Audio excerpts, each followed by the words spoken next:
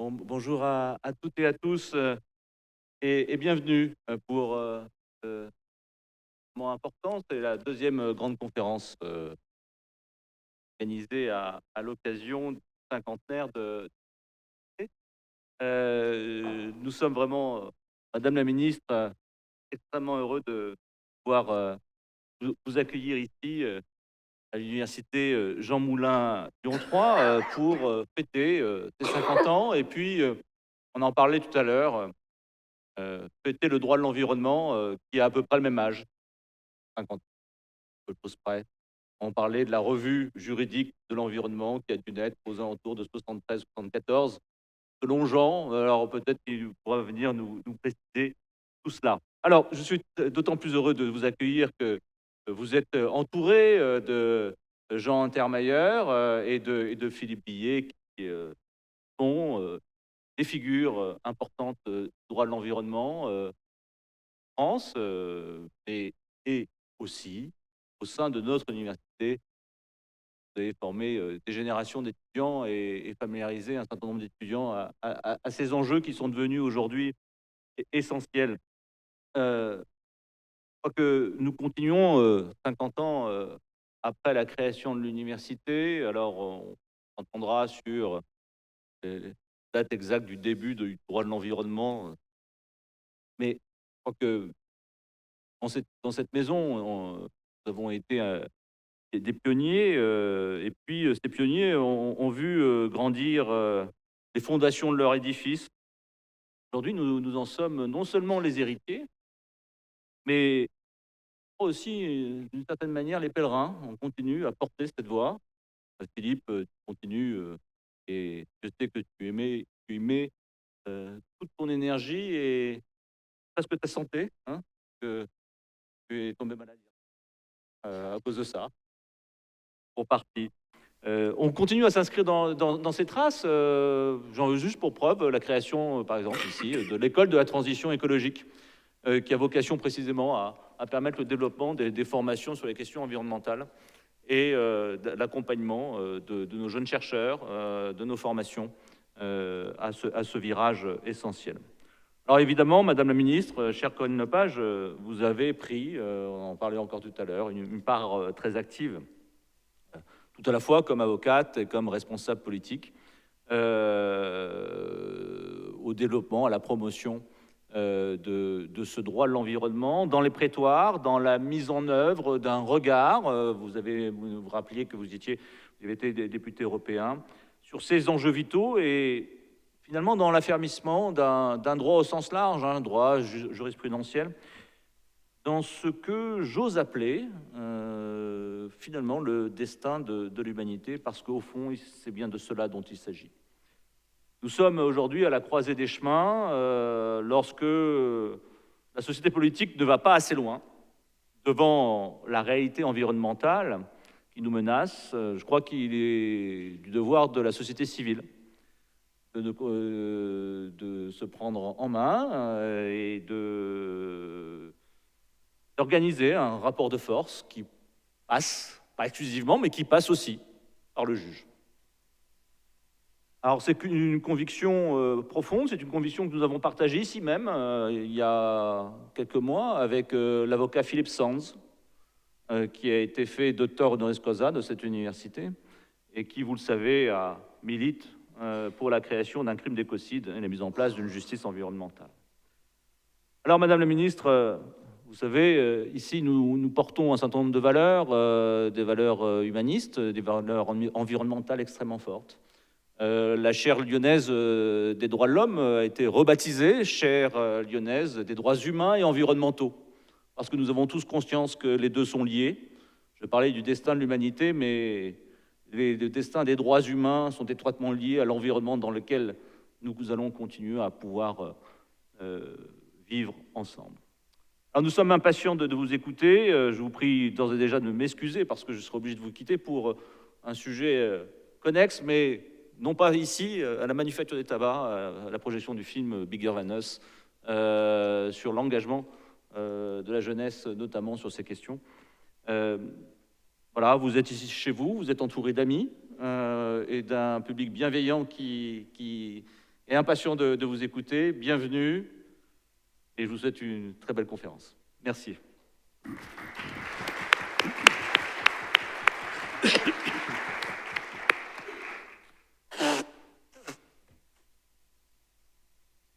Bien, chère Corinne, c'est vraiment un grand plaisir de te présenter. C'est une formule banale, mais que pour moi, elle a du sens. Nous nous connaissons bien, nous côtoyons depuis longtemps dans le cadre de la vénérable Société française pour le droit de l'environnement. Tient beaucoup pour, et puis aussi de colloque en colloque. Et puis, dire que c'est relativement facile de te présenter parce qu'il y a vraiment deux facettes chez toi, juriste et avocate d'un côté et femme politique de l'autre. Alors pour la juriste, il y a bien sûr les publications et les ouvrages. Voici le dernier, hein, sans publicité.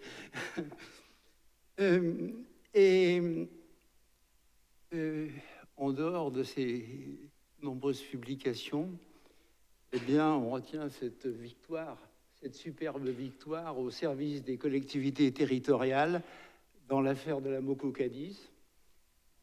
C'était en 1978, 230 000 tonnes de pétrole brut déversées en Bretagne. Alors, on voit les différences de génération qui nous séparent, puisque moi, je n'ai pas commencé avec la Moco Cadiz, mais avec le Torrey Canyon. C'était 10 ans plus tôt. Il n'y avait que 140 000 tonnes qui se sont déversées, mais enfin, ça a quand même divisé par 10 les populations d'Alcidé de la réserve des Sept-Îles. C'était vraiment un impact terrible sur la biodiversité. On ne disait pas encore biodiversité, d'ailleurs, à l'époque. Et puis, une autre facette, donc, femme politique, et j'étais en effet ministre d'Environnement de 95 à 97. Puis là encore, je voudrais risquer une petite touche personnelle. Un souvenir. J'étais venu inaugurer en Saône-et-Loire, dans la Saône-et-Loire profonde, enfin pas si profonde, puisque c'était le côté de Chalon-sur-Saône, une vaste zone, dont je ne sais pas ce qu'elle était devenue, où il était question de concilier l'aménagement du territoire et l'environnement. Enfin, je ne sais pas si je résume bien, mais c'était quand même... C'était une histoire Natura 2000, si ma mémoire voilà. est exacte. Oui, c'est ça. Et bon... à l'époque, moi, j'étais maire d'une modeste commune de 40 habitants. Alors, il y avait tout un parterre de maires, conseillers généraux, le député du coin, évidemment. Et je me souviens que je t'ai fait la bise. Alors là, la considération vis-à-vis de mes pères a augmenté d'un seul coup. Je t'en dirais comme ça. Voilà. Et puis l'autre facette, c'est la loi, la loi sur l'air et sur l'utilisation rationnelle de l'énergie. C'est pas un problème facile, hein, le problème de la pollution atmosphérique. Les sources sont diffuses, les effets au moins tout autant. Mais voilà, tu es venu à bout de cette loi qui est une des grandes lois de l'environnement. Voilà, mais vous n'êtes pas venu là pour m'entendre, mais pour entendre Corinne. Alors je vais lui laisser la parole. Merci, Jean.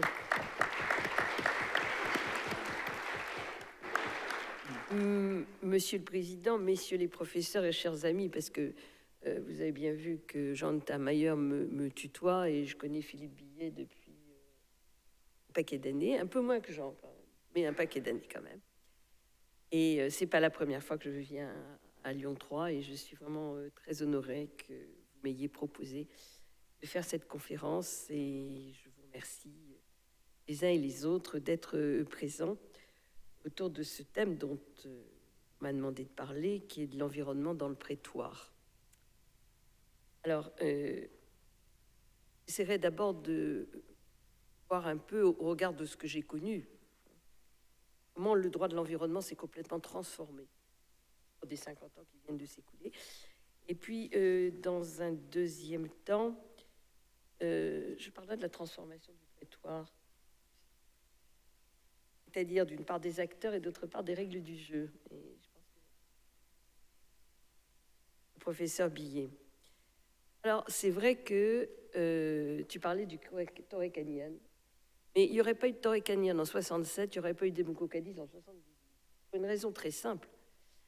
Les maires de Bretagne, ils ont vu passer le Torrey Canyon et ils n'ont pas vu passer 1 centime d'indemnisation.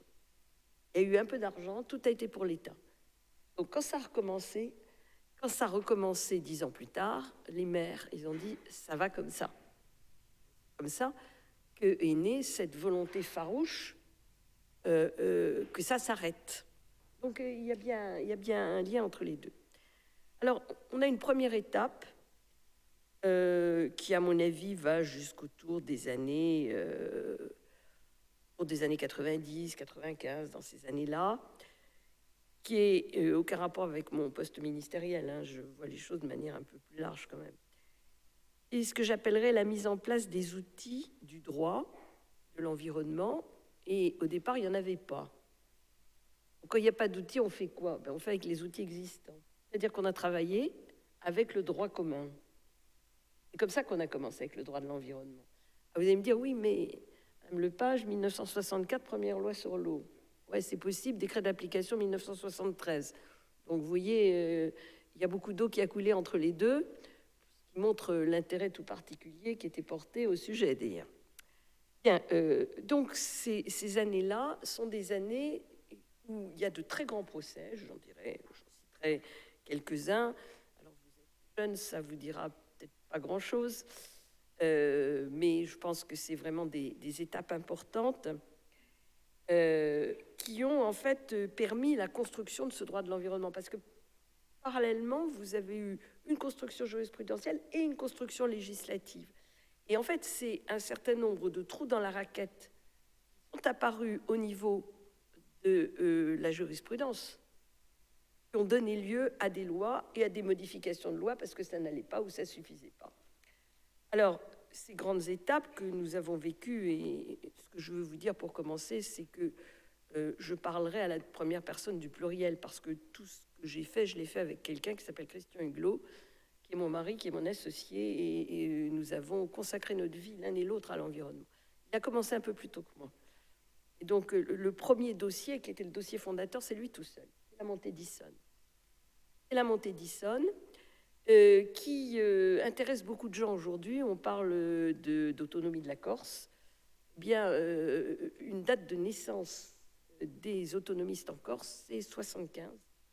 Et c'est le problème de la montée d'Issonne. C'est-à-dire la montée d'Issonne, qui était donc une grande société italienne, qui s'est amusée à balancer les bouts rouges. Vous voyez, il n'y a rien de changé sous le soleil, si j'ose dire, parce qu'on a eu la même chose avec Alteo à Cassis jusqu'à récemment. Il s'est amusé à balancer ces bouts rouges dans la Méditerranée, et de telle sorte que les pêcheurs corses ont larmes pour pleurer. Les collectivités corses ont été touchées, et donc une procédure qui s'est mise en place contre la montée d'Issonne, qui a donné lieu à un premier arrêt de la Cour de justice de l'Union européenne dans les années 75, où s'est posée une première question qui était tranchée par aucun texte. Quel est le juge compétent quand vous avez une pollution dans une mer internationale? Quel est le juge compétent? Est-ce que c'est le juge du pays d'où est partie la pollution?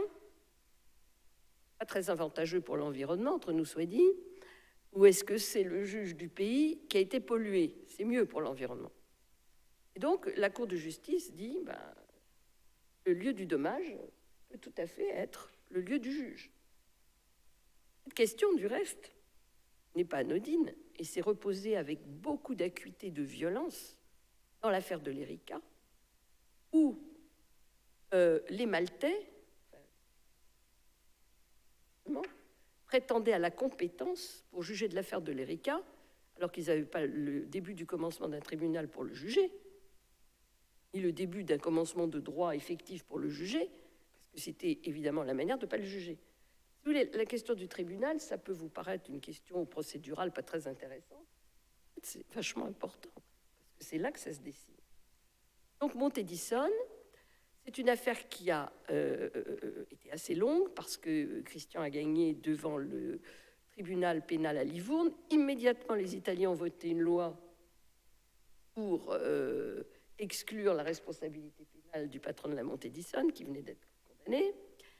Et donc, on est parti en procédure administrative. Il est parti en procédure administrative et il a fini par obtenir une réparation pour quelque chose qui n'était pas encore le préjudice écologique, mais qui était le préjudice moral que les communes avaient subi du fait de ce préjudice écologique. Donc, vous voyez, on est dans les début des années 80, on ne parle pas encore vraiment de préjudice écologique, mais on voit bien qu'il y a quelque chose.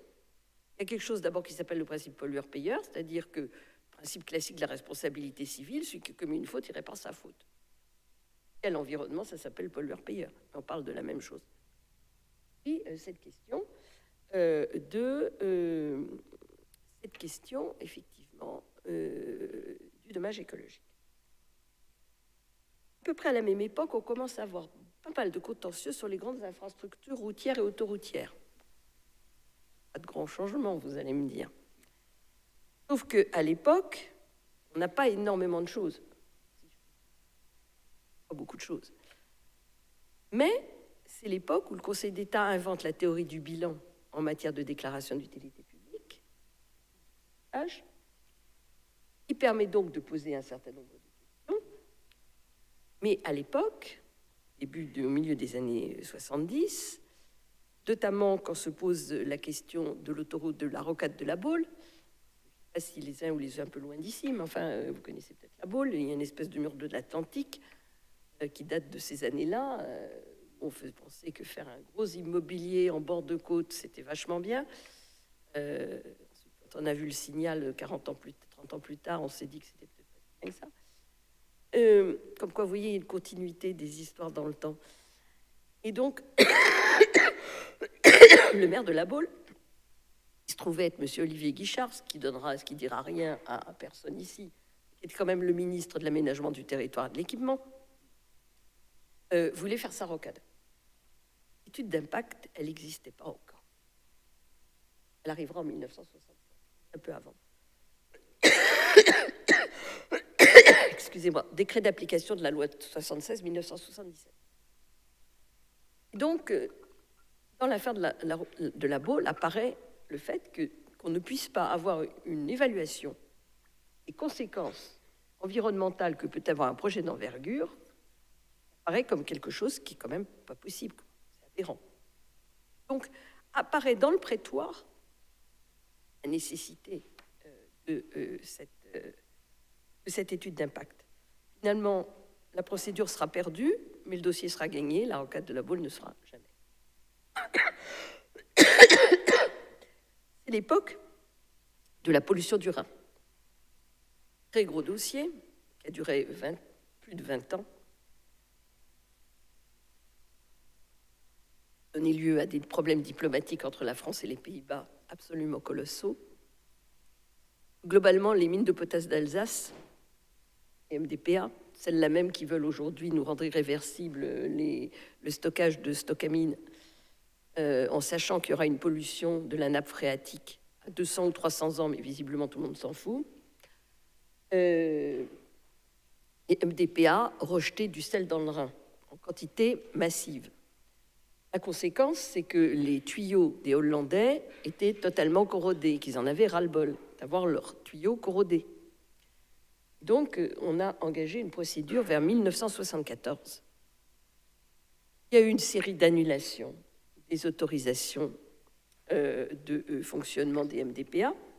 Et c'est là où le gouvernement, validé par le Conseil d'État, a inventé un truc absolument génial, qui est le suivant.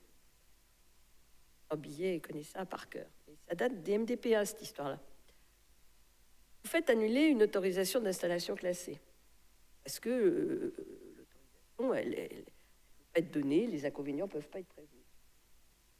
À mettre en demeure le titulaire de faire une demande, une nouvelle demande là-dessus, rien à dire. Sauf que, à l'occasion, incidemment, on lui donne le droit de continuer à fonctionner, le temps que son autorisation soit instruite. Et puis ça prend 2 ans, 3 ans, 4 ans, c'est pas grave. Alors ça a été validé par le Conseil d'État, cette histoire-là, et ça marche toujours, je vous rassure. Là-dessus, il y a une permanence dans le temps, mais ça, c'est quelque chose qui s'est joué dans le prétoire. Dans les dossiers de cette époque où on part du droit commun pour aller vers du droit de l'environnement, je ne peux pas ne rien dire sur le nucléaire. Et les premiers dossiers nucléaires sont de cette époque-là. Et à l'époque, nous n'avons qu'un texte. C'est un décret de 1963, puisque à l'époque, le programme nucléaire français a été décidé sans la moindre loi. Il faudra attendre 1991 pour qu'il y ait la première loi nucléaire en France, et elle ne concerne que les déchets. Donc on a un décret qui crée un statut particulier, ça ne vous étonnera pas, pour la nucléaire, et c'est tout. Mais le reste, pas de chance pour les exploitants, est soumis au droit commun. Donc, on faut un permis de construire, par exemple. La centrale nucléaire de Flamanville, puisque c'est la première, pas celle dont on parle, la nouvelle, hein, la première. Flamanville, en fait, est au bord de l'eau, puisque c'est une centrale qui est refroidie par la mer, mais à l'époque, Flamanville, c'était une grande falaise, bien connue, qui était très belle d'ailleurs, c'était un endroit magnifique. Et donc, pour construire la première centrale nucléaire de Flamanville, il fallait raser la falaise. Et cette falaise, elle était en bord de mer et elle était sur le domaine public. Pas de bol, ils n'avaient pas pensé à demander une autorisation d'occupation du domaine public. Sursis à exécution du permis de construire. Puisque quand on fait un dossier de permis de construire et qu'on occupe le domaine public, l'autorisation doit être préalable et figurer dans le dossier de demande de permis de construire, ce qui est logique. Sauf que EDF, ils disent rien à en faire et ils arasent leur falaise. Donc, qu'est-ce qu'on fait avec Christian? Plainte à constitution de partie civile, construction d'une centrale nucléaire sans permis de construire. Ça tenait à la colle. Hein. Donc, il y a un juge d'instruction qui est nommé. Je vous raconte ça parce que c'est amusant. Enfin, je veux dire, ça fait aussi parce que c'est pas que de l'administratif, l'environnement. Hein. Il y a du civil et il y a du pénal aussi. Donc, il y a un juge qui est nommé, qui s'appelle le juge Le Signe, d'ailleurs, qui nous convoque à Cherbourg. Il dit, voilà, j'ai reçu une note blanche. Je ne sais pas si c'est ce que vous savez, c'est qu'une note blanche. Une note blanche, c'est un document anonyme, signé de personne, sans en-tête, mais qui ne vient pas mendiant du coin de la rue. Hein. Ça vient d'une autorité publique qui ne veut pas dire qu'elle a fait la note. Et donc, il nous montre cette note, qui émanait évidemment de la chancellerie, c'est écrit dessus, pour lui dire de déclarer irrecevables les parties civiles. C'est plus simple, évidemment. Partie civile, on classe, c'est fini. Et le Signe était assez courageux et la partie civile était très recevable. Donc on lui a dit que s'il continuait, sa femme irait à Hasbrook et lui à Perpignan, mais le gars, il a tenu bon. Donc il a mis en examen le directeur général d'EDF. Et ils ont été sauvés par le gong en 2001, par la loi d'amnistie, qu'a prise le président Mitterrand, qui à l'époque amnistiait très, très, très largement, et donc il a été amnistié. Voilà, et c'est pour vous dire comment le droit commun, au départ, a fonctionné. Parce qu'on avait un peu d'imagination, on a regardé les dossiers, quoi. On a instruit un permis de construire comme on aurait instruit le permis de construire d'ailleurs, hein. C'est pareil. Et donc, progressivement, on a vu arriver des régimes dérogatoires sur plein de choses. Parce qu'il ne fallait surtout pas que le droit commun s'applique. Notamment le cas du nucléaire, qui n'est plus soumis en rien au droit commun, même pas pour l'eau, pas pour la pollution de l'air, pour rien du tout. Régime totalement dérogatoire, fait sur mesure. À cette époque-là, il y a encore un dossier assez amusant qui est le pont de l'île de Ré. Alors ça a été encore quelque chose, l'histoire du pont de l'île de Ré. Nous sommes en 1986 et le président du Conseil général de la Charente-Maritime, qui n'est autre que l'ancien directeur de cabinet du ministre en exercice, veut absolument son pont pour relier l'île de Ré à La Rochelle. Et à l'époque, il y avait un bac. Donc c'était embêtant d'attendre le bac. Pour les touristes, il fallait qu'ils attendent, qu'ils mettent la voiture sur le bac, etc. Les défenseurs de l'environnement, ils disaient, attendez, l'île de Ré, c'est un territoire fragile. Si on permet le passage de tous les véhicules qu'on veut parce qu'il y a un pont, c'est foutu. Et il n'empêche qu'ils obtiennent leur permis de construire et d'abord une déclaration d'utilité publique et pas de permis de construire, une déclaration d'utilité publique pour réaliser le pont. Et le tribunal administratif de Poitiers décide d'annuler la déclaration d'utilité publique. Alors, excusez-moi, mais je ne me souviens plus quel était le motif. Je ne me souviens pas. C'est moi qui l'ai plaidé, je devrais m'en souvenir, mais honnêtement, je ne m'en souviens plus. C'est annulé. Alors, branle-bas de combat, évidemment, c'est Bouygues qui construit le pont. Et évidemment, les travaux continuent. Et là, c'est là où ça devient franchement rigolo. Je vais vous raconter 2 anecdotes. Ça sort un peu du prétoire, mais c'est rigolo quand même. Donc, 3 anecdotes. Il y en a une qui se rapporte au prétoire et les 2 autres, non. Le pont continue. Dans les demandeurs, il y avait quelqu'un qui était très connu à l'époque, qui s'appelait le commandant Cousteau. Jean-Yves Cousteau. Jean-Yves Cousteau, il n'aimait pas trop qu'on se moque de lui. Donc, il était très médiatique. Une époque où les médias n'avaient pas l'importance qu'elles ont aujourd'hui. Donc, qu'est-ce qu'il fait? Il va au pont de l'Alma. Il prend une truelle, 3 briques. Toute la presse est là. Et il met une brique sur une autre avec un peu de conduit entre les deux. Mais monsieur Cousteau, qu'est-ce que vous faites? Vous voyez bien que je construis un pont. Comment ça, vous construisez un pont? Oui. Une autorisation? Ah, non, en France, on construit les ponts sans autorisation. Rigolade générale, évidemment. Bon. Ça, c'était la première étape. La deuxième étape est encore plus marrante. Il y avait à l'époque une émission de télévision, comme il n'y en a plus, malheureusement, parce que c'est une époque où on avait une vraie liberté, si j'ose dire, en termes d'expression. On n'a plus du tout aujourd'hui. C'était une émission, mais vous retrouverez peut-être ça sur YouTube. Lina, je ne sais pas. Michel Polac, qui invitait le samedi soir sur un sujet des gens à débattre. Généralement, c'était la foire d'Empoigne, mais à un niveau qu'on peut même pas imaginer, que vous ne pouvez même pas imaginer. Tout ça dans une fumée noire, parce que Polac, il avait une grosse pipe, il tirait sur sa pipe, donc c'était tout fumeux. Et il nous fait une émission sur le pont de l'île de Ré. Et donc, il y avait présent le maire de La Rochelle, qui était Michel Crépeau. Il y avait Bouygues n'était pas là, mais on était sur l'antenne de TF1 quand même. Il y avait Merlin. Alors Merlin, c'est pas l'enchanteur, c'est le monsieur qui faisait les merlinades, c'est-à-dire ces grandes constructions qui amélioraient grandement la Vendée. Voilà, très, très jolie, etc. Il y avait monsieur Marchand, qui était député, qui n'était pas encore ministre de l'Intérieur, il le sera un paquet d'années plus tard, et moi-même, plus 2-3 présidents d'associations. Et le débat commence de très très haut niveau, comme vous allez voir. Donc, soi-disant, on préparait l'émission un peu avant, mais en fait, on préparait que dalle, rien du tout. Michel Polac qui disait voilà, on va commencer comme ça, l'autre il disait non, moi je suis pas d'accord, il n'était pas d'accord, donc on faisait autrement. Enfin, c'était du grand n'importe quoi.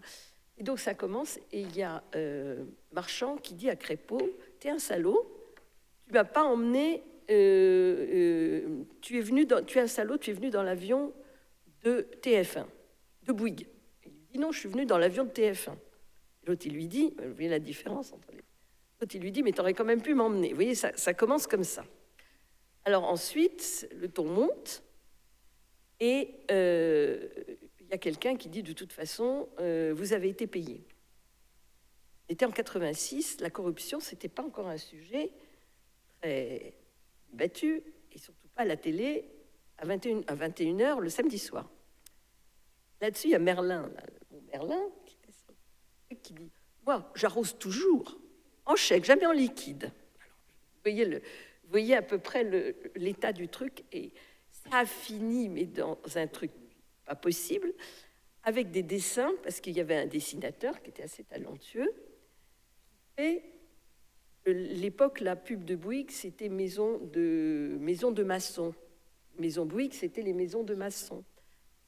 Et donc, il fait pont de l'île de Ré, pont de M, 3 petits points. Pollack a été viré. Il a fait un procès au prud'homme, ça fait un fond que vous pouvez imaginer, mais ensuite, il y a eu toute une histoire autour du dossier un peu frauduleux de l'île de Ré. Et nous aurons le fin mot de l'histoire quelques années plus tard. Alors, comme on n'a pas le droit de donner des noms et des indications sur des faits qui sont prescrits, il y a certaines personnes qui se sont retrouvées en correctionnel sur des faits prescrits. Et un de ces faits, c'était précisément le financement du pont de l'île de Ré. Voilà. Donc, l'environnement, à l'époque, c'était aussi ça.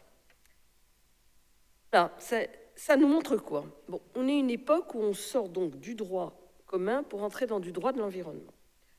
C'est une époque où apparaissent les outils, je raconte ça un peu en plaisantant parce que c'est amusant, mais sortent les grands outils du droit de l'environnement. C'est-à-dire vous allez avoir l'étude d'impact, vous allez avoir la responsabilité pollueur-payeur, vous allez avoir des débats sur l'application du droit commun avec l'apparition d'un droit spécifique de l'environnement. Et c'est une époque où vous avez effectivement les grandes lois. Vous avez les grandes lois de 76 sur les études d'impact, les installations classées, de 75 sur les déchets. Ensuite, vous passez dans les années 80, vous avez les lois sur le paysage, vous avez les lois sur le bruit, vous avez toutes ces lois. Et vous avez surtout la montée en puissance du droit européen, qui va être le moteur majeur du droit de l'environnement. Je rappelle que j'ai commencé mon propos en vous expliquant que la Cour de justice avait été saisie dès 1975. Donc le droit communautaire était déjà là, alors que dans les traités à l'époque, le mot d'environnement ne figure pas. C'est-à-dire que l'environnement est né dans le droit communautaire par les distorsions de concurrence. Il ne faut pas que l'environnement soit une distorsion de concurrence. C'est comme ça que c'est arrivé. Ensuite, je dirais que la période qui suit, 90 et 2000 jusqu'à 2015, c'est une période de changement de degré pour moi dans le droit de l'environnement. Changement de degré parce que les sujets changent. Le droit de l'environnement, comme je vous en ai parlé très rapidement, parce que je ne vais pas vous parler 3 heures non plus, le droit de l'environnement, au départ, c'était, et je parle sous le contrôle c'était le droit de la nature, la protection de la nature, et le droit contre les pollutions industrielles. Donc c'était un droit de l'environnement qui était localisé, même les marées noires, c'était relativement localisé. Un droit de l'environnement qui était localisé, localisé dans tous les sens du terme, parce que ça impliquait des acteurs souvent locaux, ou en tout cas nationaux, peut-être pour les marées noires, et ça impliquait donc des questions qui étaient d'ordre national, gérées par le droit. Entre la fin des années 90 et 2010-2015, passe maintenant, on change de degré. D'abord, la nature des problèmes change. La nature des problèmes change parce que les sujets deviennent d'abord communautaires, énormément. Beaucoup de sujets deviennent communautaires. Les sujets de nature deviennent des sujets de biodiversité, puisque tout à l'heure on disait qu'on ne disait pas le mot biodiversité, mais et les problèmes de pollution s'internationalisent. C'était déjà vrai dans la pollution du Rhin dont j'ai parlé. Mais là, on rentre dans les problèmes climatiques. On n'a pas encore la justice climatique dont je vous parlerai tout à l'heure, mais on rentre quand même dans ce problème, disons globalement, que je qualifierais d'entrer dans l'anthropocène pour simplifier les choses. Et dans le même temps, nos adversaires s'organisent. C'est-à-dire que les multinationales, les très grands acteurs économiques, comme les États d'ailleurs, mais surtout les très grands acteurs économiques, se rendent compte que la question des procès devient une vraie question, un vrai sujet. Et donc, se met en place une nouvelle forme de réglementation, notamment au niveau communautaire et notamment sur tous les sujets santé-environnement, dans lesquels malheureusement nous vivons encore. C'est l'époque où les multinationales de l'agrosemence, de la chimie, obtiennent de l'Union européenne, dans le cadre des commissions d'expertise qui sont mises en place, d'abord une gestion des conflits d'intérêts qui est assez souple, les choses de manière polie, et ensuite des règles du jeu qui sont très contraires à l'intérêt des gens et à l'intérêt de l'environnement. Cahier des charges, le type d'études qui sont reçues, l'absence d'exigence d'études scientifiques relues par les pairs qui donnent une garantie de la valeur scientifique du travail. Tout ça n'est pas exigé. Et comme on rentre dans des domaines qui sont assez techniques, on rentre dans un système d'irresponsabilité assez organisé, que moi j'ai bien vu comme député européen fonctionner. C'est-à-dire que les experts, ils disent, attendez les gars, moi je ne donne qu'un avis. C'est pas moi qui décide, je ne donne qu'un avis. Et les politiques, ils disent, attendez, moi j'y connais rien. Donc il est évident que je dois suivre l'avis des experts. Et donc personne n'est responsable de rien. Les experts, ils n'ont pas pris la décision, et les autres, ils ont pris la décision, mais ils ne savaient pas.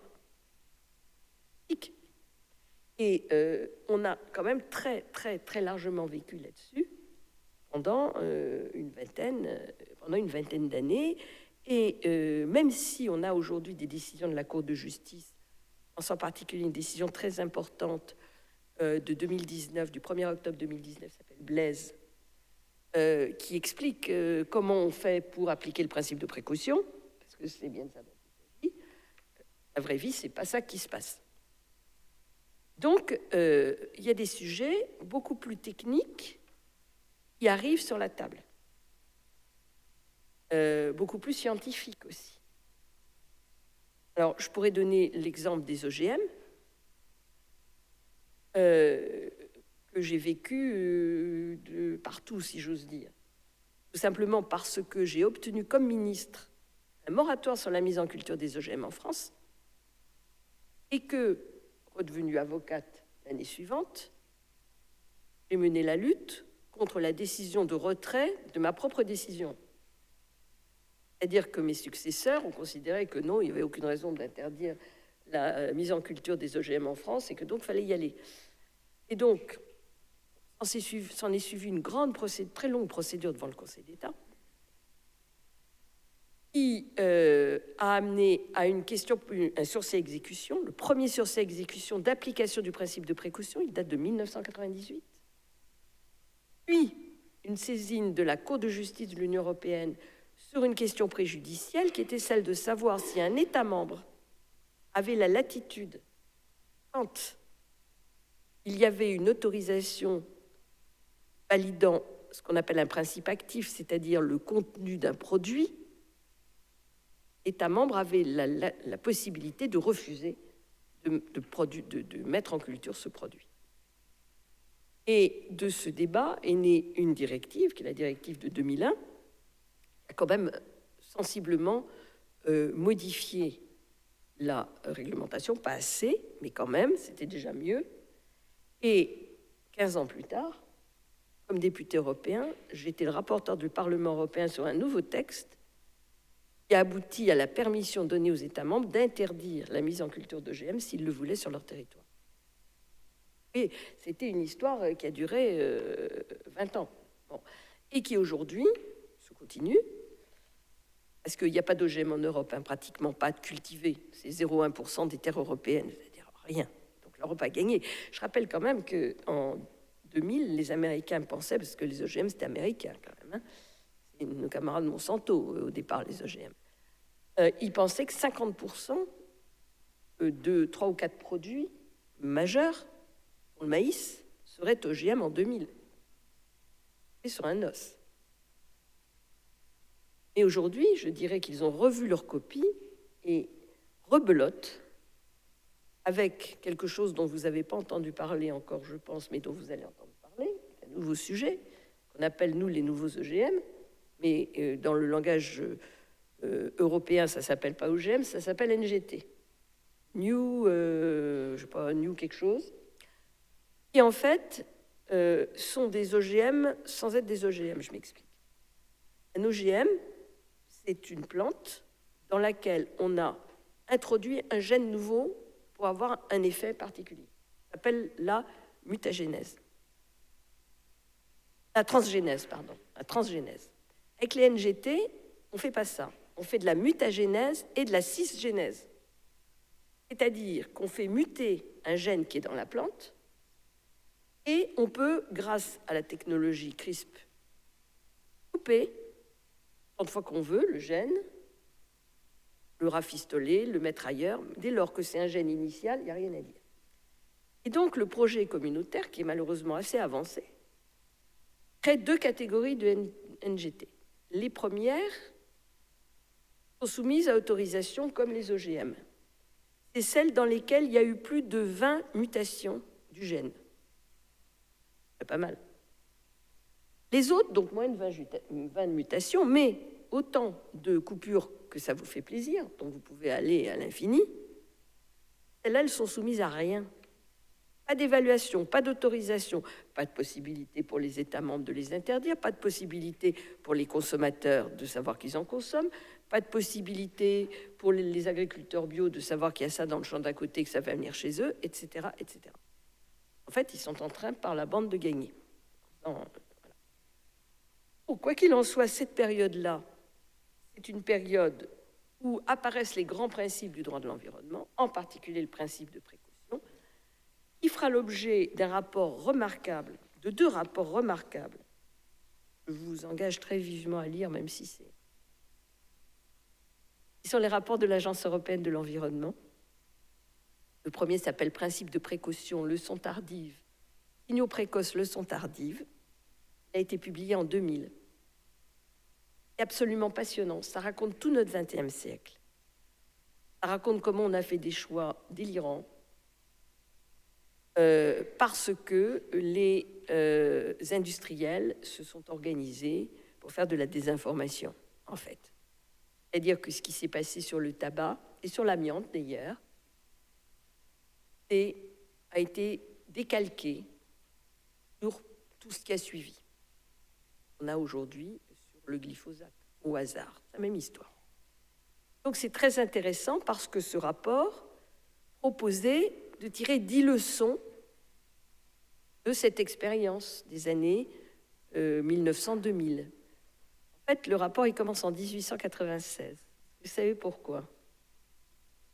Eh bien parce qu'en 1896, pour la première fois, les femmes inspectrices du travail en Grande-Bretagne se rendent compte que les gens qui travaillent avec les fibres d'amiante ont des pathologies particulières. On est en 1896. En 1919, les assurances américaines refuseront de garantir les entreprises qui font travailler leurs salariés sur les asbestos, amiante. Et nous, on interdira en 1996, j'en sais quelque chose parce que je m'y suis longuement attachée. Voilà, donc, deuxième rapport 2012, est accablant, qui explique comment, entre 2000 et 2012, on a fait le contraire de ce qu'on aurait dû faire. Toujours les mêmes raisons. Et, comme par hasard, il n'y a pas eu de rapport en 2020, ni en 2022, et je pense qu'il n'y en aura pas. Mais toutes les histoires qui sont racontées dans ce livre, il y en a beaucoup qui sont dans les prétoires ont donné lieu à des procédures. Ça qui est quand même tout à fait intéressant. Et puis on arrive à l'époque aujourd'hui, où je dirais que ça change de nature. Ça change de nature, d'abord parce que l'impact des dérèglements climatiques apparaissent dans leur force et que ça remet en question les principes mêmes du droit de l'environnement. On n'est plus dans de l'environnement. Parce que, entre nous, c'est un sujet dont on parle très souvent avec Christian et que je soumets à votre réflexion à tous. Ça veut dire quoi, réparer le préjudice écologique en matière climatique? Ça veut dire quoi? On va réparer quoi? Vous avez commis une faute, voire l'affaire du siècle, vous avez commis une faute. Vous avez émis trop de gaz à effet de serre. Il y a 40 tonnes de trop. Très bien. Ben, vous allez devoir économiser 40 tonnes de plus. Bon. Mais le préjudice qui est causé, c'est-à-dire que ces 40 tonnes, qui elles vont rester 100 ans, dire quoi, réparer le préjudice? C'est-à-dire que ça pose la question de la réparation du préjudice écologique dans des conditions tout à fait nouvelles. Je ne dis pas qu'il n'existe plus, je dis simplement que nous avons à réfléchir. Et là, il y a des décisions très intéressantes, des embryons de décision, notamment au Brésil.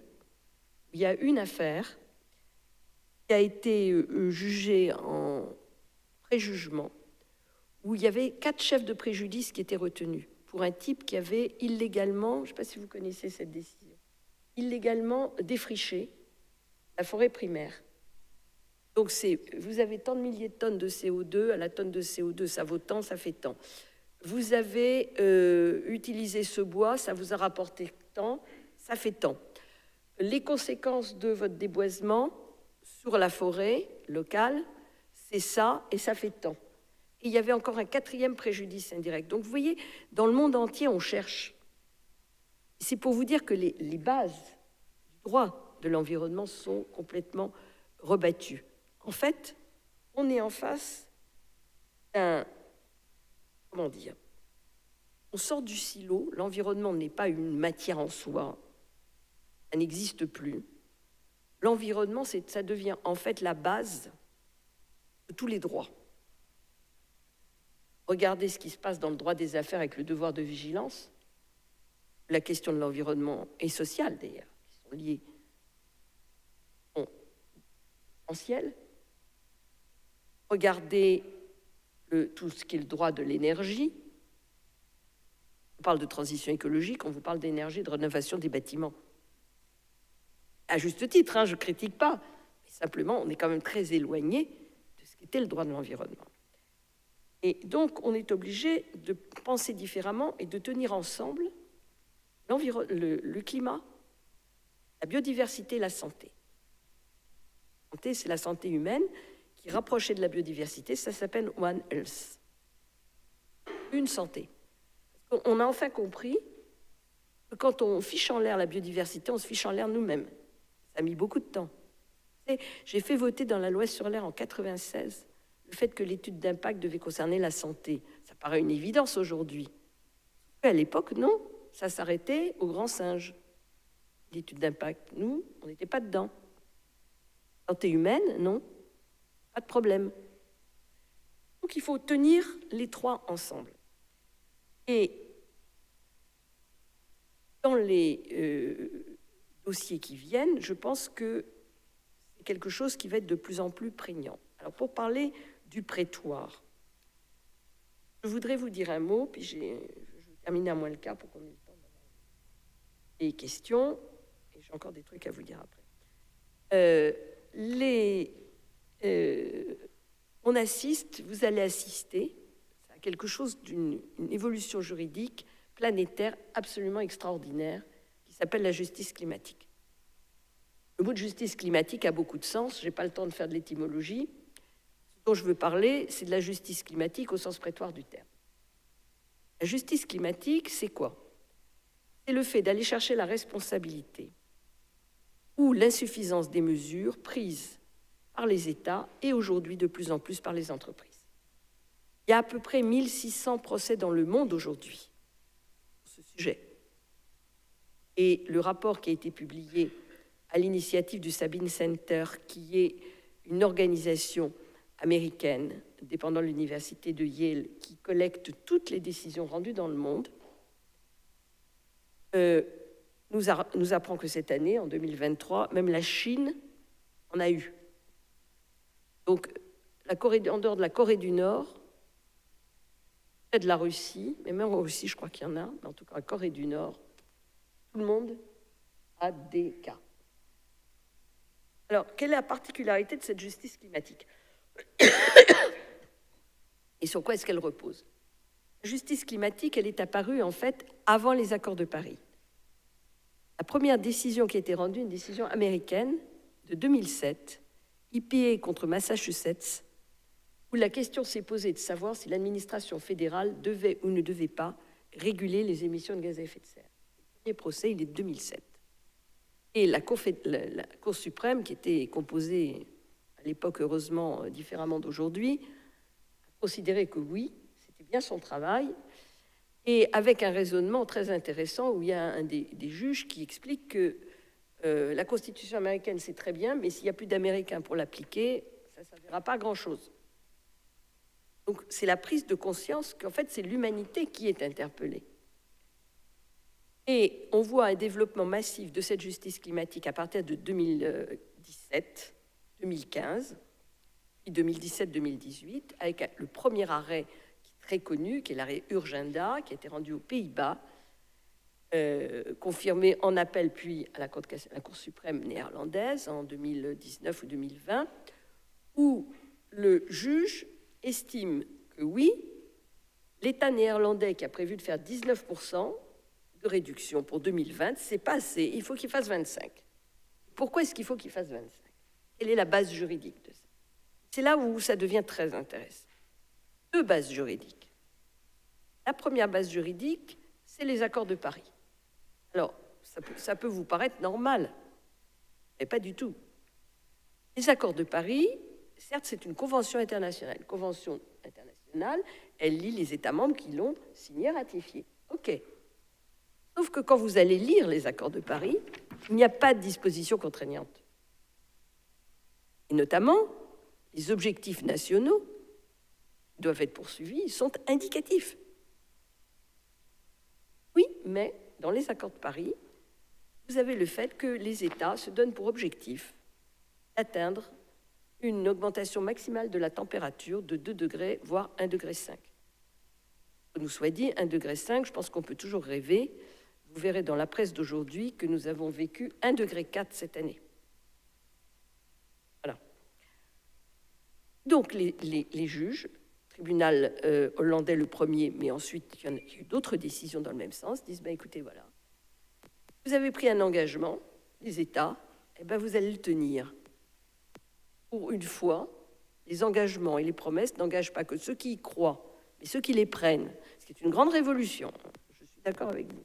Mais voilà, ça c'est la première base juridique. Et il y en a une deuxième, qui est encore plus intéressante à mon avis, et qui rejoint les préoccupations qu'exprimait le président de l'université il y a un instant sur les droits humains. Est-ce que le droit à un climat stable est un droit humain?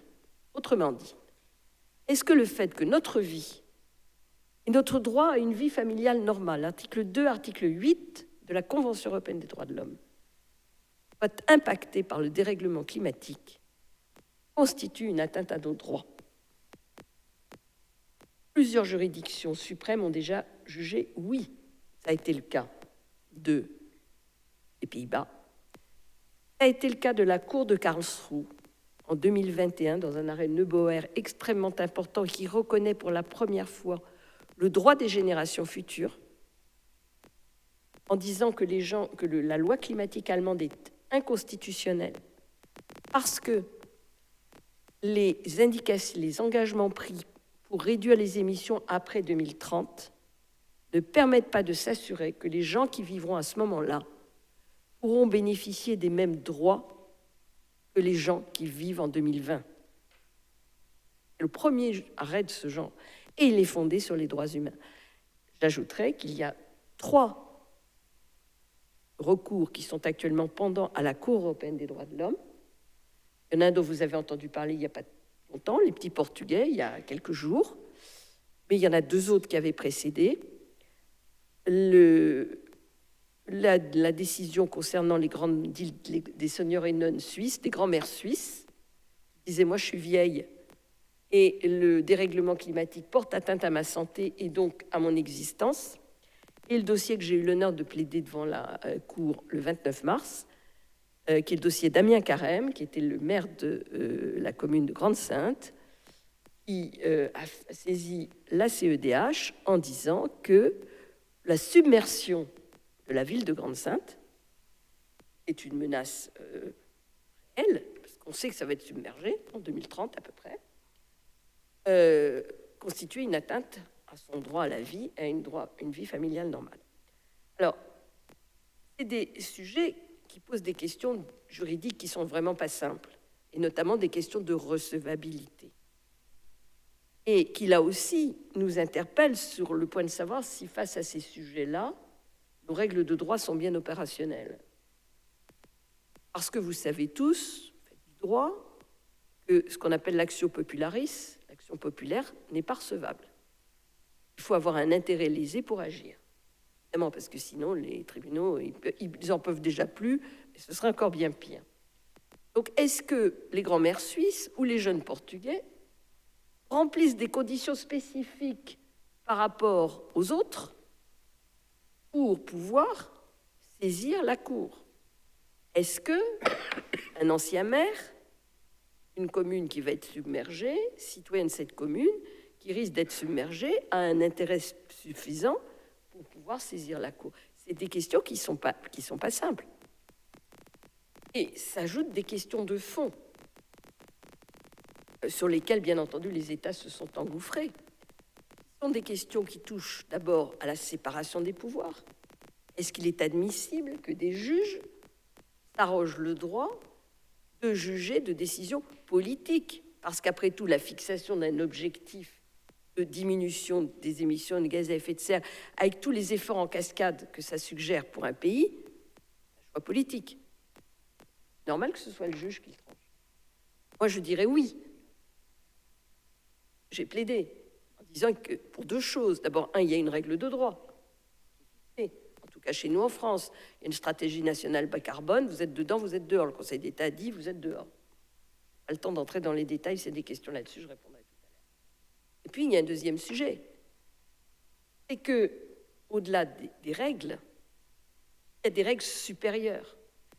Et la pérennité du vivant, c'est une règle supérieure.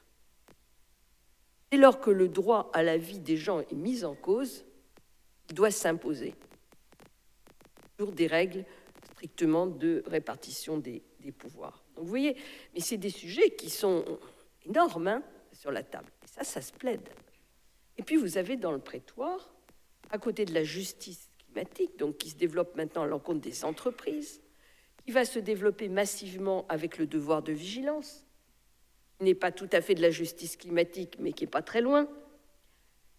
Vous avez toutes les questions de santé environnementale, et notamment tous les sujets liés aux pesticides, et dont je suis certaine qu'ils vont devenir, comme la justice climatique, des sujets internationaux. Pourquoi? Et ensuite, je dirai un mot sur les transformations du prétoire.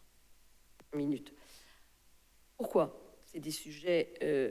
parce que ces sujets-là, aujourd'hui, on n'a pas de tribunal international pour les juger. Vous avez entendu Philippe Sands vous en parler. On n'a pas de tribunal international pour les juger. Et donc, il faut bien que ce soit jugé. Et quelque part, une alliance s'est nouée entre la société civile et le juge, et les juges suprêmes sont en réseau, pas des décisions isolées, pour dire il faut absolument faire, il faut s'y coller, quoi. On ne peut pas continuer comme ça. Il faut faire quelque chose. Et c'est donc à des niveaux nationaux que les décisions se prennent, puisque là, il y a des règles de droit et des juges pour les appliquer. Mais tout cela a une vocation internationale. Et pour expliquer ça, je prends généralement l'image de l'escalier. Imaginez un escalier. Chaque décision nationale est la marche de l'escalier qui construit la justice climatique. Et chaque décision s'appuie pour celle qui a été rendue avant. Ça se passe pour le climat et ça se passe pour les pesticides, où les décisions qui sont rendues, elles utilisent largement la jurisprudence américaine et les Monsanto Papers qui ont servi de base à cette décision. Voilà, donc vous voyez, cette immense transformation, elle passe par le prétoire. Pas que, mais beaucoup par le prétoire. Et le prétoire, lui, s'est transformé. Il s'est transformé quant à ses acteurs et quant aux règles du jeu. Pourquoi? Le prétoire, moi, j'ai fait l'avocat de la défense, si je puis dire. Mais, il a dit tout à l'heure, il a dit la Société française de droit pour l'environnement. Moi, je vois aujourd'hui beaucoup d'avocats qui sont contre l'environnement. Et en plus, très souvent, c'est moi qui les ai formés. Alors, ça me fait encore plus mal au cœur. Mais enfin, c'est la vie, c'est comme ça. En fait, comme je disais tout à l'heure que les multinationales s'étaient organisées sur les règles du jeu, le prétoire, il s'est organisé aussi. Vous avez d'excellents spécialistes de droit de l'environnement, mais qui ne sont pas là pour le faire progresser, qui sont là pour l'attaquer, l'empêcher de s'appliquer, voire le faire régresser. C'est-à-dire qu'ils utilisent des cas pour faire juger des principes généraux. Exemple, sur le déboisement. Quand vous voulez apprécier il y a un dossier très fameux, pas très loin de chez vous, à Marseille, là-dessus. Quand vous voulez juger de l'impact climatique que va avoir une installation de biomasse, marche avec de la biomasse ligneuse, forestière. Jusqu'où est-ce que vous allez? Est-ce que c'est une étude d'impact locale? C'est une étude d'impact beaucoup plus large. Si vous n'avez que du bois local, la question est résolue. Mais si vous allez chercher du bois au bout du monde, il se passe quoi? Vous voyez ce type de question. Donc là, c'est un vrai sujet. C'est un vrai sujet, c'est-à-dire qu'on se bat dans les prétoires pour défendre le droit de l'environnement. Le rôle de la doctrine et de la science devient de plus en plus important. La doctrine dans les deux sens. À la fois ceux qui veulent faire progresser le droit de l'environnement, ceux qui sont là pour le mettre en cause. Pour des motifs économiques, pour des motifs idéologiques, pour tout ce que vous voudrez. Et vous voyez aujourd'hui, moi je suis frappée de voir ça, la montée du climato-scepticisme. Absolument hallucinant. Je me demande s'il faut qu'il fasse 45 degrés à Noël pour qu'on comprenne qu'il y a un vrai souci, quoi. C'est hallucinant d'être dans un tel déni de réalité. Donc le rôle de la doctrine, c'est très important. Et le rôle de la science. Le rôle de la science. Je parlais tout à l'heure des règles du jeu de l'EFSA et autres, mais le rôle du GIEC est absolument majeur. Et vous voyez comment les scientifiques du GIEC se font harponner par les climato-sceptiques qui mettent en cause la science. C'est-à-dire que ce qu'ils disent, c'est pas vrai, mais ils s'appuient sur rien du tout pour ça. Ah ben vous voyez, aujourd'hui, c'est l'automne et il fait 10 degrés, donc vous avez tort. C'est complètement crétin, enfin, c'est des choses qui ne tiennent pas la route. Sauf que les réseaux sociaux en sont infestés, à telle enseigne qu'il y a un certain nombre de spécialistes, je pense au professeur Cassou, qui a décidé de se retirer des réseaux sociaux tellement il en avait marre d'être insulté matin, midi et soir. On n'arrive plus à avoir de débat, tant est qu'on puisse avoir un débat sur quelque chose qui est quand même totalement établi. Le rôle des juges, de plus en plus important. D'abord, il n'y a pas que les juges administratifs, les juges civils et les juges de l'ordre pénal, avec toute l'organisation qui se met en place aujourd'hui, avec les parquets spécialisés, les pôles santé-environnement, etc. C'est très important. Le rôle des cours suprêmes, qui se sont mises en réseau. Et je dirais, pour des juridictions qui étaient parfois assez conservatrices, je pense au Conseil d'État, on a un changement de génération indéniable. Et qu'aujourd'hui, il y a des décisions qui sont quand même très intéressantes qui sont rendues. Pas surtout, mais enfin, il y a des décisions très intéressantes qui sont rendues. Ça, c'est une partie du prétoire. L'autre partie du prétoire, c'est les règles du jeu. Et sur les règles du jeu, on a deux mouvements qui sont en contradiction. Le premier qui nous préoccupe tous les trois depuis un petit paquet d'années, pour lequel on a signé, pétitionné et tutti quanti, c'est la régression du droit de l'environnement. Par tous les bouts. Par tous les bouts. Sur les études d'impact, sur les études d'incidence, sur l'impact sur la biodiversité, sur les recours, sur les délais de recours, sur les conditions de recours, avec des règles qui changent, donc les associations ne le savent pas, ils se font jeter. Sur les normes maintenant qu'on réduit, sur le fait que ce qui était soumis à autorisation est soumis à simple agrément, voire à déclaration, etc., enregistrement, voire à déclaration, tout descend. Et nous, en France, c'est une catastrophe. Parce que, et dans la loi industrie verte là, qui est en train d'être discutée, c'est encore pire, si je puis dire, parce que là, on revient sur la définition du déchet, donc on remonte à 1975 quand même. Bah oui, les décideurs sont absolument persuadés que ce qui bloque dans le développement économique, c'est les recours. Voilà. Non, c'est pas ça qui bloque. Il peut y avoir des questions d'acceptabilité, mais c'est pas en diminuant les recours qu'on va les traiter.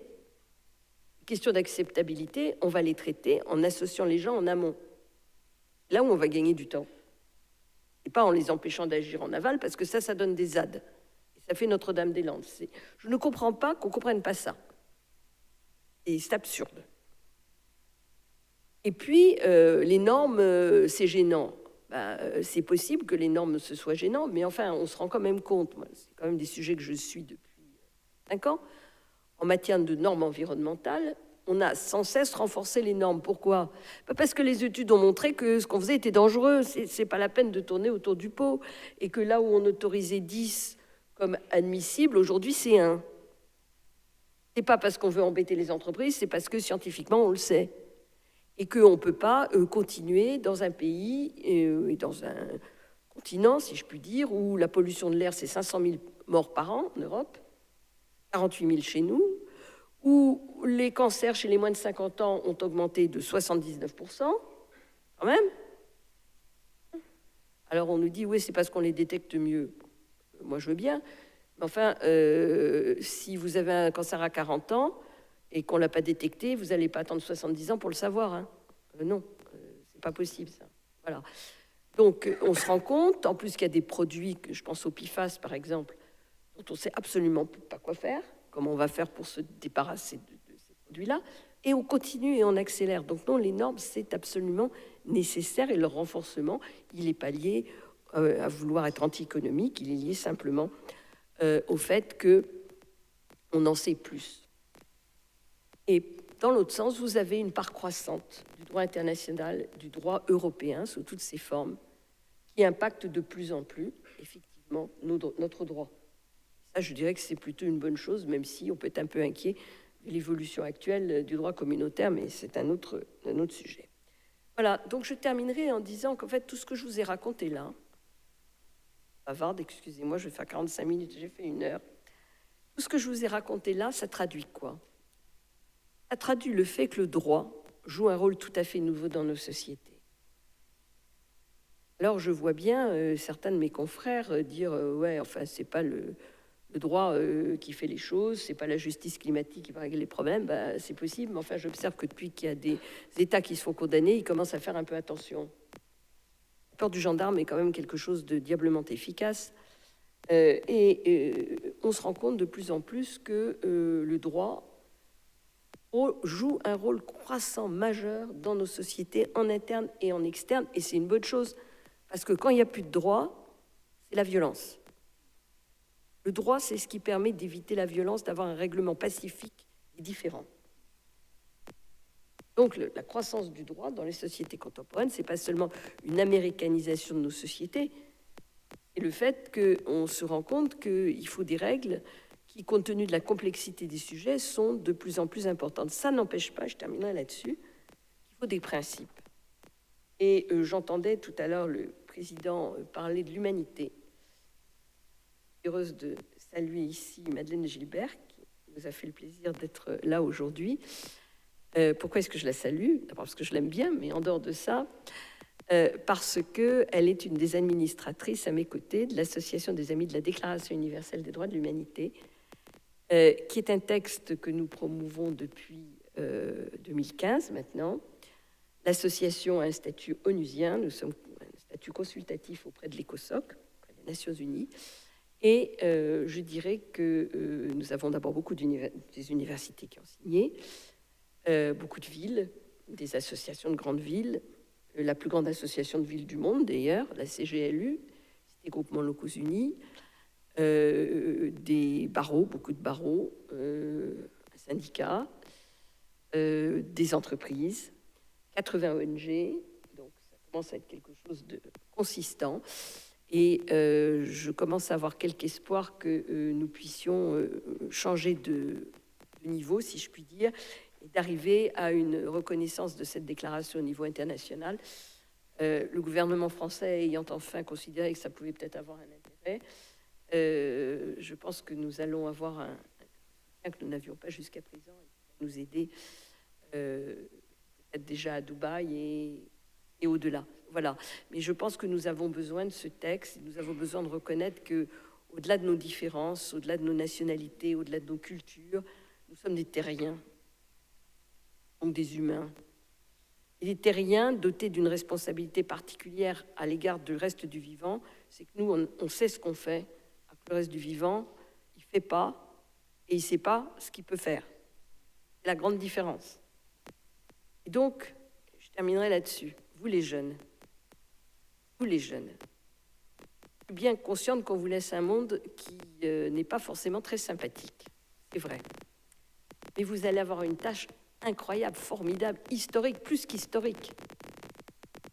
Parce que l'Anthropocène, ce n'est pas une histoire d'histoire, c'est une histoire de géologie, de changement d'ère géologique. Vous allez sauver le monde. Parce que vous allez faire ce qu'il faut, mais oui, mais vous allez le faire. Vous allez y arriver. Vous allez sauver l'humanité, vous allez faire ce qu'il faut. Vous allez faire ce qu'il faut pour que nous en sortions. Il y a un avenir sur cette planète que vous allez construire. On a les solutions pour le faire. Simplement, il faut changer de regard, il faut changer de manière de faire. Ce n'est pas les générations passées qui vont y arriver. Vous savez, Einstein avait une très belle formule que je n'ai pas par cœur, mais en gros, c'est qu'on ne résout pas les problèmes, on ne trouve pas les solutions avec ceux qui ont créé les problèmes qui conduisent à chercher ces solutions. Bien, c'est vous, les jeunes générations, parce que vous avez un regard différent sur le monde, vous avez un regard différent, une culture différente, des connaissances différentes de celles que nous avons eues, nous. C'est vous qui allez faire ce qu'il faut, et c'est une génération absolument formidable qui va gagner parce que vous allez y arriver. Merci.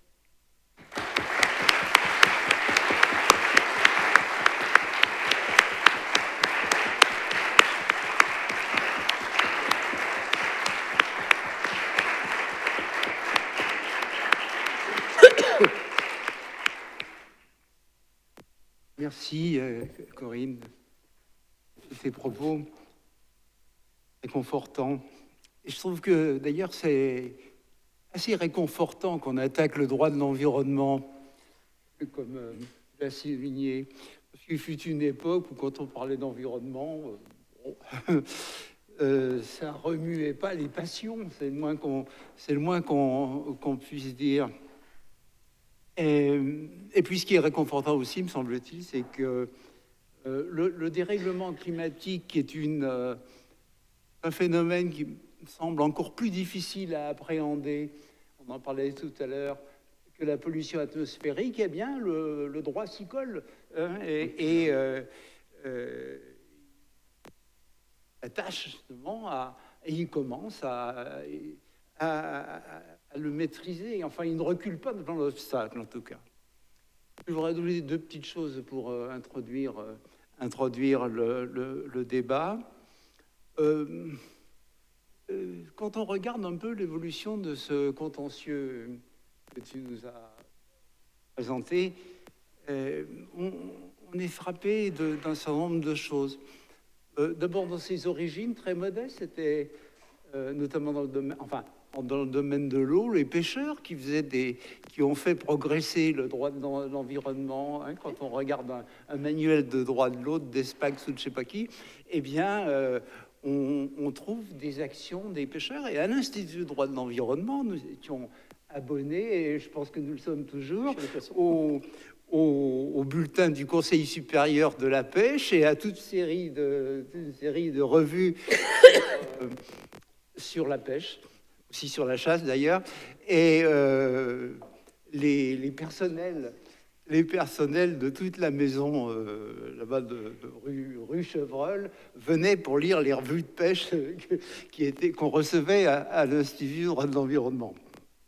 Bon, ceci pour dire que le contentieux a commencé comme ça, et puis il a évolué. Il a fait aussi, on peut en parler, je sais pas, l'objet de considérations assez négatives quand même. C'est vrai que, au moins pour certains juristes, cet aspect du droit, qui est le droit névralgique, si on peut dire, hein, le droit des comment dire, le droit des antagonismes, le droit des conflits. Bon, à ce droit-là, on peut préférer le droit qui contribue à l'élaboration des sociétés ou à l'organisation des sociétés. Bon. Ceci étant, il a quand même beaucoup d'autres mérites. Je trouve, il est un bien mérité. Et oui, je crois qu'il a bien d'autres, mérites. Moi, j'ai toujours tendance à penser que il représente un peu ce qu'est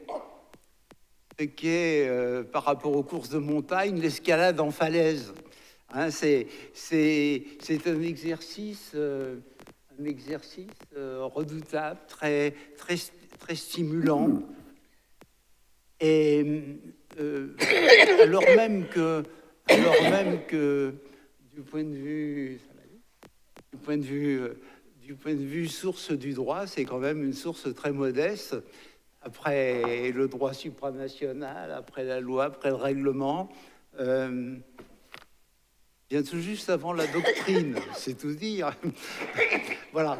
C'est quelques mots donc pour dire qu'on a avec, et on est reconnaissant de l'avoir présenté, on a avec le contentieux un matériau qui est quand même extrêmement intéressant pour comprendre l'environnement et finalement pour comprendre le monde. Je crois que c'est à toi qui revient de poursuivre. Oui, de poursuivre et d'introduire surtout. Oui, simplement par rapport à ce qui était dit tout à l'heure sur les raisons de la disparition juridique du pont de l'île de Ré, des péchés très véniels, absence de convocation du conseil municipal dans le délai de 3 jours qui est nécessaire pour le faire, banal. Absence de motivation des conclusions du commissaire enquêteur, c'est d'une très grande banalité aussi. Enfin, c'était des choses qu'on ne verrait même, on n'oserait même plus penser que ça puisse encore exister aujourd'hui de ce point de vue-là. Avant de lancer les débats, juste un point de prolongation par rapport à un mot qui a été employé tout à l'heure, c'est celui des grands singes. Disons qu'effectivement, on ne s'arrête pas aux grands singes et qu'il y a également l'homme derrière. Ça, c'est aussi une très grande nouveauté du contentieux qui est né d'abord du contentieux climatique et qu'on connaît par d'autres éléments. C'est le fait que le juge tient compte désormais aussi bien des effets qu'il va y avoir d'une décision française à l'étranger en matière d'environnement que des effets qui sont nés à l'étranger, des faits environnementaux et qui peuvent avoir sur la France. Vous avez évoqué tout à l'heure une affaire du côté de Marseille. Effectivement, c'est à propos de l'étude d'impact. Et l'étude d'impact qui évoque les effets directs et indirects, et le contentieux portait sur c'est quoi l'effet indirect, c'est jusqu'où ça peut porter. Et en fait, on s'est rendu compte que on a arrêté le caractère indirect sur des aspects vraiment très l'indirect, on va dire, de proximité. Et en réalité, puisque c'était une affaire Greenpeace, il y en a une deuxième en cours également Greenpeace contre Total France, pour des mêmes raisons. C'est est-ce qu'on peut tirer parti du fait que, et là j'en reviens au grand singe, on va monter une installation de fabrication de dits biocarburants en utilisant de l'huile de palme conçue à l'étranger par déforestation et donc destruction des orang-outans, comme élément de l'étude d'impact qu'on réalise en France. Le contentieux va porter là-dessus. Or, ce qui est intéressant, c'est que quelques temps auparavant, le Conseil constitutionnel... Alors, ce qui est bien, ce que j'aime bien dans ces jeux, c'est qu'il y a une espèce de dialogue des juridictions, mais presque qu'il faut créer, en définitive, où le Conseil constitutionnel vient nous dire que l'environnement, c'est le patrimoine commun des êtres humains, et que donc, désormais, on ne peut plus se désintéresser des effets à l'étranger d'une décision qui est prise en France. Donc, par tous ces jeux, et donc, on a désormais, on a dépassé... au-delà de l'élément prétoire, on a dépassé même le cadre national. Alors c'est vraiment le contentieux de l'environnement qui l'a fait venir, mais on a dépassé désormais complètement le simple effet dans une proximité de ce cadre-là. Et ce qu'évoquait, le point sur ce qu'évoquait Corinne Lepage sur ce jeu contentieux un peu délétère et ces jeux de yo-yo qu'on a entre le Parlement et les juges, c'est qu'à partir... qui montre bien quand même, et c'est pour ça, comme disait Jean Intermédiaire, moi j'aime beaucoup les textes qu'on attaque, ça veut dire qu'ils sont efficaces. Et si on ne les attaquait pas, c'est qu'on n'en a pas peur. Donc on veut les démonter. Et c'est notamment le cas de, je prends ce seul exemple, les raisons impératives d'intérêt public majeur qui sont une des trois causes, un des trois critères qui permet d'obtenir une dérogation au titre des espèces protégées, pour lequel le Conseil d'État a quand même fortement renforcé sa jurisprudence. Que va-t-on faire pour accélérer l'installation d'énergie renouvelable?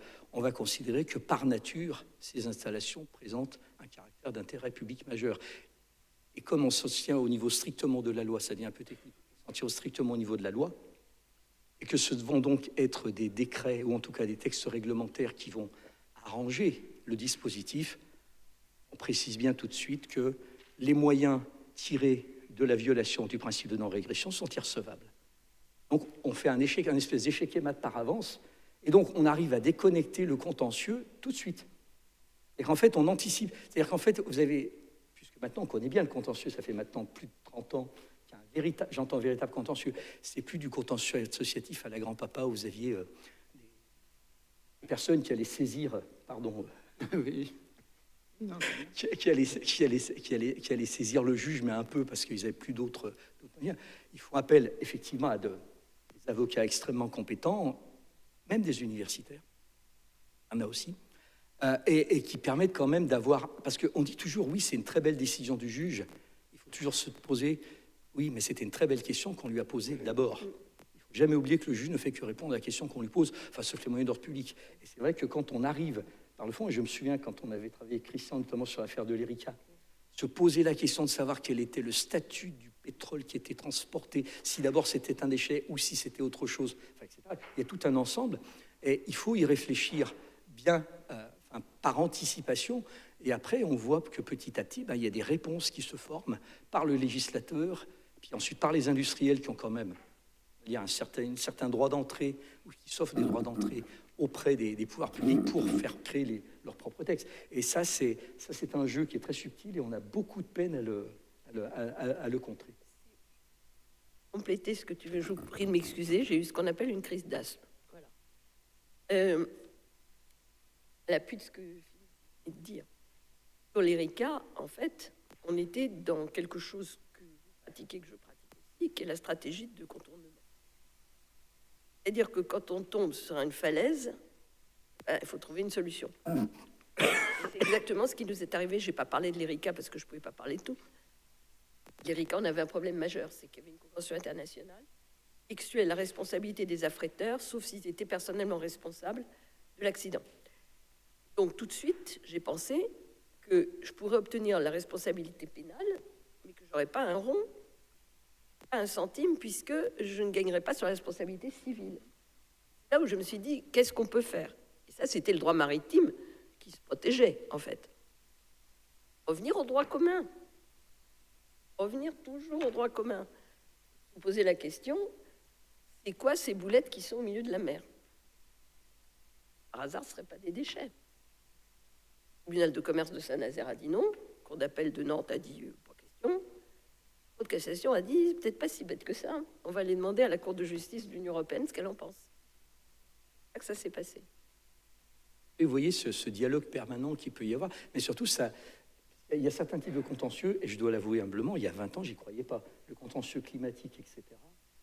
Mais c'est pas possible. Enfin, par rapport à tout, entre guillemets, le dogme, non pas qu'on nous enseignait, mais qu'on percevait, c'était pas possible. En fait, on se rend compte qu'il y a une imagination qui est extrême.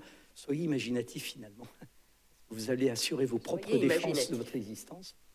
Et oui, c'était l'imagination au pouvoir en 68, je crois. Hein. On revient à peu près à ça. Je pensais pas qu'un jour je dirais ça dans une fac de droit. Non, et on se rend compte qu'en définitive, ce qui fait qu'il y a une très forte progression du contentieux et qui aide à avancer, c'est d'imaginer des solutions et de se dire, on y va, on va essayer, quoi. Ça peut fonctionner. Alors, nous avons tous assez parlé. Nous ouvrons un jeu de questions-réponses. Madame, et après, monsieur.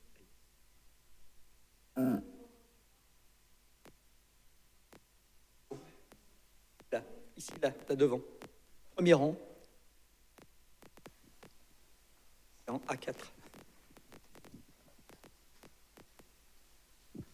Merci. Par rapport à toute cette présentation-là, qui, compte tenu aussi de mon âge, me laisse toujours un peu désespérée de dire, voilà la mission que nous confions à notre jeunesse. Et si nous les étions réveillés plus tôt, enfin, bien que certains et certaines parmi nous se soient réveillés très tôt. Un sujet là peut-être qui pourrait éclairer aussi la façon dont les choses évoluent. Une décision de justice a été rendue concernant les méga-bassines en chantier dans le centre de la France. Je voulais savoir si cette décision vous semblait de bon augure et si elle permettait d'envisager à l'avenir des points intéressants. J'ai aussi une deuxième question. Cette fois-ci, elle concerne la justice climatique et la prise en compte des émissions de carbone antérieure et la façon dont le débat doit aujourd'hui être mené pour pointer la responsabilité des sociétés industrielles. Alors depuis 1850, 1950, en tout cas avec des calculs scientifiquement avérés sur les responsabilités et la façon dont ensuite la communauté internationale peut traiter ce qu'on peut appeler aujourd'hui des communs négatifs, à savoir ces émissions de CO2 incontrôlées, cette pollution. Je veux parler des PFAS ici, alors qu'on est bien sûr concerné par Arkema. Donc voilà, deux questions, évolution du droit et commun négatif. Alors je vais être rapide parce que je sais que j'ai pas trop de temps et qu'il faut qu'il puisse y avoir quand même quelques questions. Moi, les méga-bassines, c'est du contentieux climatique. Hein. La décision du tribunal administratif de Poitiers, c'est dire que c'est pas compatible avec le dérèglement climatique, ce qui est pareil, une évidence. Sur la deuxième question que vous abordez, qui est quand même plus vaste, hein, ça demanderait beaucoup de temps de réponse. En réalité, j'ai un peu de mal à vous répondre comme ça sur ce point. Honnêtement, Est-ce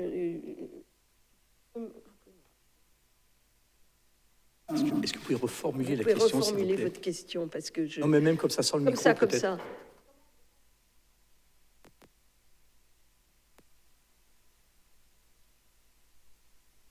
Oui, du passé. Alors, du passé. Donc, c'est une question qui est très délicate. Pour donner une idée, la France, c'est 1% d'émissions. Si on prend que ce qu'on fait sur le territoire métropolitain, 2 si on prend ce qu'on fait ailleurs, et 8 si on prend l'histoire. La même chose. Donc, il y a tout le problème de ce qu'on appelle la dette climatique, qui est posée doublement aujourd'hui. D'une part, dans le cadre du fonds de réparation, en quelque sorte, qui a été négocié à Sharm el-Sheikh et qui devrait revenir sur la table à la COP 28. Et d'autre part, vous avez un avis qui a été sollicité à la Cour internationale de justice par le Vanuatu à la suite d'une délibération de l'Assemblée générale des Nations unies, pour savoir si les États étaient responsables les uns vis-à-vis des autres s'ils ne respectaient pas leurs obligations. Et si la réponse est positive, ben on va aller chercher c'est quoi les obligations et sur combien de temps. Donc voilà, je pense que le sujet, il est ouvert. Et c'est un grand sujet de débat international, parce que, à juste titre, les pays du Sud disent « Attendez, ça fait 100 ans que vous faites ça. » La Chine, par exemple, elle dit « Oui, moi, c'est possible que ce soit 22% aujourd'hui, mais il y a 50 ans, c'était 3%. » Donc, voilà. Donc, qui sont très délicates et qui sont avec des conséquences économiques et financières extrêmement lourdes pour des pays dont la santé financière n'est pas toujours géniale. Et moi, mais j'avais du mal à... Et si je peux rajouter, outre le fait aussi qu'il y a cet aspect juridique qui est considéré comme un progrès, comme un droit, c'est la prescription, dont les États ne vont pas manquer de se prévaloir. C'est passer le délai de 30 ans. Il y avait M. Ayas ici. Ou là-bas, je ne sais pas. Madame.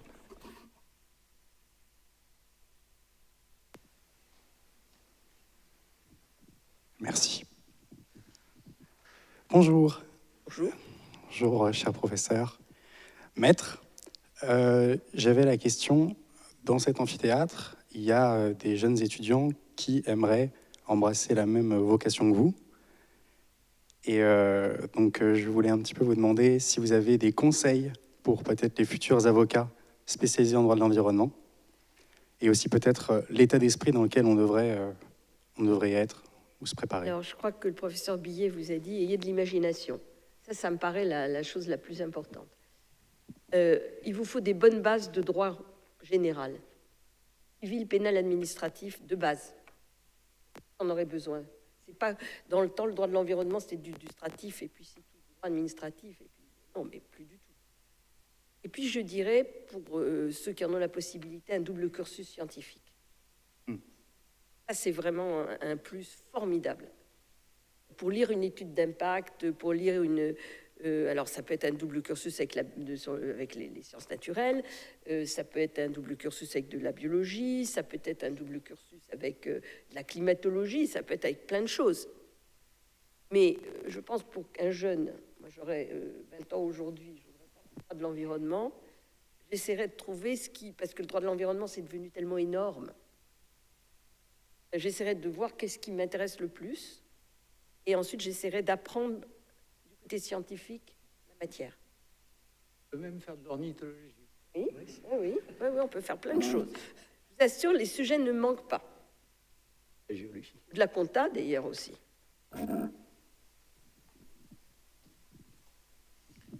Oui, bonjour. Merci, Madame Lepage, pour cette mise en perspective très, très intéressante. Moi, j'avais une question au titre des initiatives que vous pouvez envisager pour être un peu audacieux. Je voulais savoir ce que vous pensiez que vous nous donniez un éclairage sur ces mouvements qui tendent à essayer de faire reconnaître, je crois que ça existe même dans certains pays, la personnalité juridique aux fleuves, aux lacs, peut-être même à une partie de la faune. Enfin, voilà. C'est un grand sujet. Quels sont les avantages, par exemple, que ça présenterait? Alors, ou pas les avantages on peut dire, ben, c'est formidable, ils vont pouvoir rester en justice et donc défendre leurs droits et leurs intérêts. Alors, j'observe que les décisions qui ont pu être rendues jusqu'à présent, en règle générale, sont très liées à la présence de peuples autochtones qui ont un rapport particulier avec le milieu qui est en cause.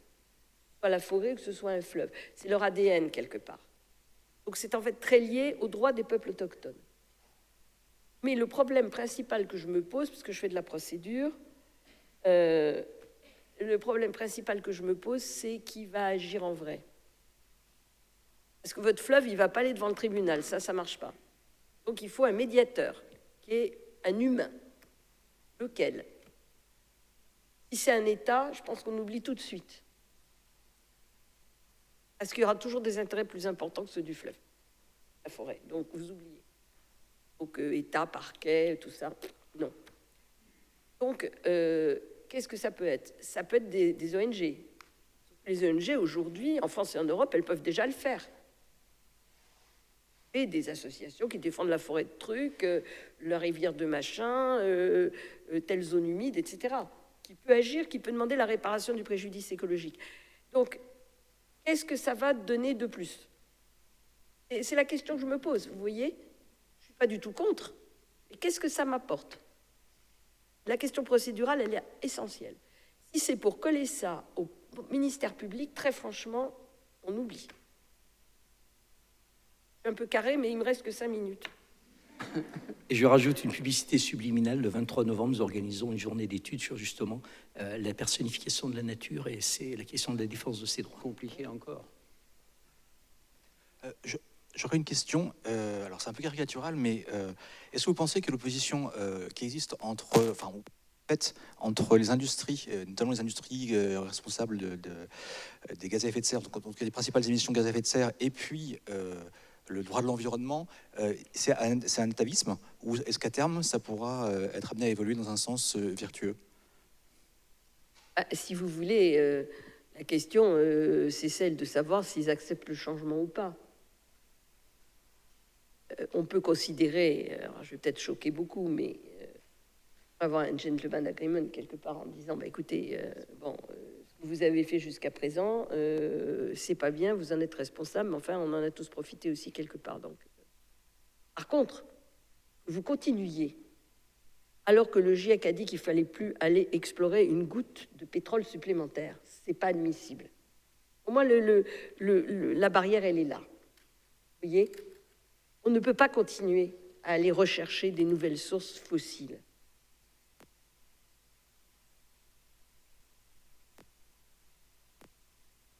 Vous savez, monsieur, là, je vais peut-être vous choquer, mais j'ai parfois un peu de mal à savoir qui fait quoi, qui dit quoi et qui décide de quoi. Je veux dire par là, il y a de tant d'influence. C'est pour ça que je disais tout à l'heure qu'il ne faut pas que ce soit l'État qui défende les arbres ou les forêts. Quand vous êtes au pouvoir, vous avez tant de critères à prendre en considération en même temps. Que forcément, la pression d'un industriel qui a de l'emploi, qui va investir, qui vous promet d'aller construire telle usine à tel endroit, etc., ça a beaucoup de poids. Alors certes, c'est le décideur qui va décider, bien sûr, à la fin de l'histoire. Mais enfin, quelque part, si on ne lui avait pas demandé, il ne l'aurait pas fait non plus. Et ça me rappelle une discussion que j'avais eue avec le patron de Renault il y a 30-25 ans. Quand je parlais du diesel, quand j'ai fait voter la loi sur l'air, à laquelle allusion. Et je lui avais dit, mais il faut que les gens changent de modèle de voiture, il faut arrêter avec le diesel. Et il m'avait dit, madame, les gens achètent les voitures qu'ils ont envie d'acheter. Je lui avais répondu, non, les gens achètent les voitures que la publicité que vous faites leur donne envie d'acheter. C'est pas la même chose. Ben, c'est un peu pareil, vous voyez.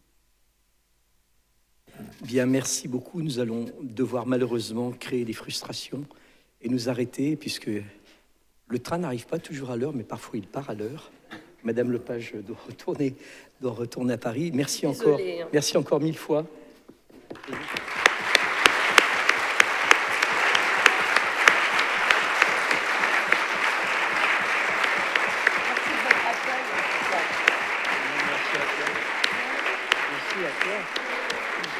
Et pour celles et ceux qui souhaitent voir une autre façon de faire du droit de l'environnement que dans le prétoire, je vous invite à prendre le journal qui avait été spécialement édité sur la dessinée Le droit dans l'Anthropocène, et qui était, vous en avez eu une initiative hier soir en renouvelée, mais qui était une combinaison entre des artistes et des juristes, où les juristes racontaient une affaire et les artistes essayaient de l'imaginer en dessin. Voilà, donc je vous laisse vous servir ici. Merci beaucoup à toutes et à tous. Ah, ça t'a fait du bien.